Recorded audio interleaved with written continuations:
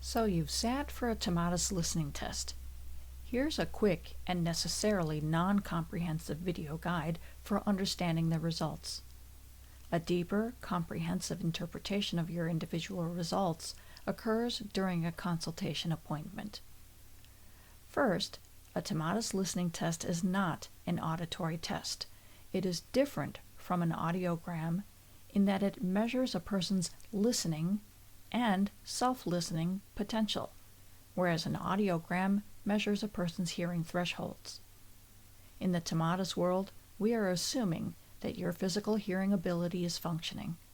Our focus is on how you are able to marshal your attention to use the physical sense of hearing to listen.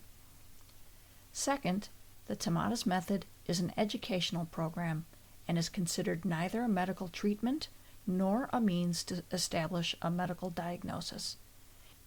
It is a methodology that uses sound to re-educate the ear so that the listening skills which may have been interrupted in their development can be developed in a fluid, functional, and efficient manner. So with those two clarifying points covered, let's get to the listening test.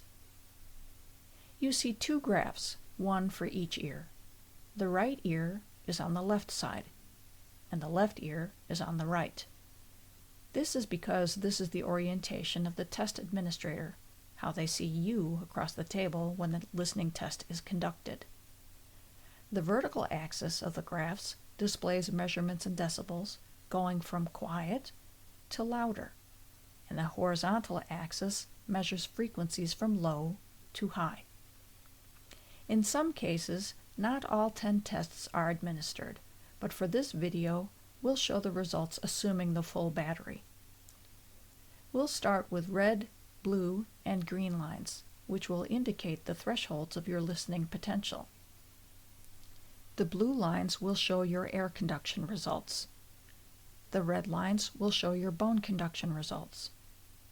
The green lines will represent your level of availability to the sonic environment. You could also say that it measures your sensitivity to sound. The higher all these lines are on the graph, the more sensitive you are. The lower, the less sensitive. Ideally, the blue and red lines run parallel to one another with the blue above the red. They hover near the top of the graph in a particular shape and are separated by one box, 2 at most. The green line should hover closer to the bottom of the graph, also in a particular shape, and should be about 7 or 8 boxes below the blue line. And finally, the left ear curves and the right ear curves should be identical. The ideal shape of the blue and red lines should start lower on the graph in the low frequencies, gently and smoothly rise, creating a dome in this area, and then taper off in the higher frequencies.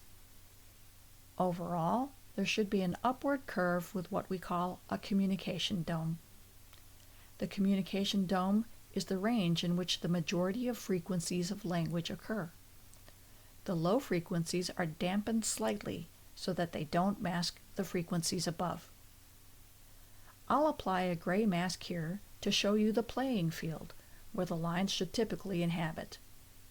The top of the field being the ideal for the blue and red lines, the bottom of the field for the green line.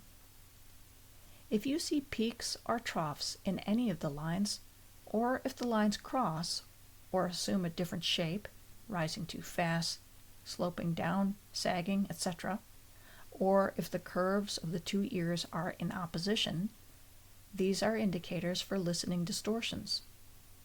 A distortion hampers you from being able to use your listening skills optimally.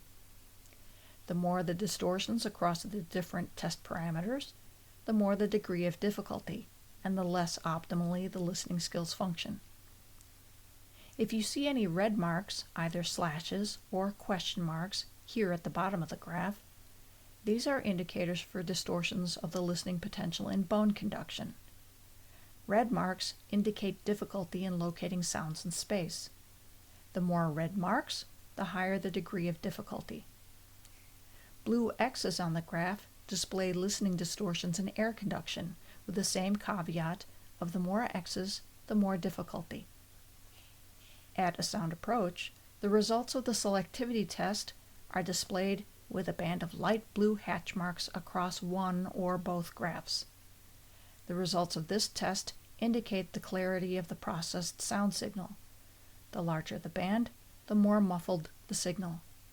If there's no band present on your test results, we can assume that the sound signal is being processed with good clarity. And finally, the results of the laterality test are given on a 10-point scale, although results below 3 are very rare. These results inform us whether there's a tendency to right-eared or left-eared dominance. Dr. Tomatis posited in the 1950s that having the right ear as the leading ear is linguistically and vocally advantageous, so knowing the degree of laterality is helpful for the consultant's planning and programming of your listening intensive. Ultimately, the human being is amazingly resilient and can function despite high degrees of less than optimal listening skill function. Compensations form early and can be quite persistent. A listening test can help identify listening distortions that may be contributing to a wide variety of life challenges. Some examples include learning challenges, movement coordination, attention difficulties, emotional regulation, even pitch matching. I hope that this video has helped provide you with a foundation for understanding the results of a listening test.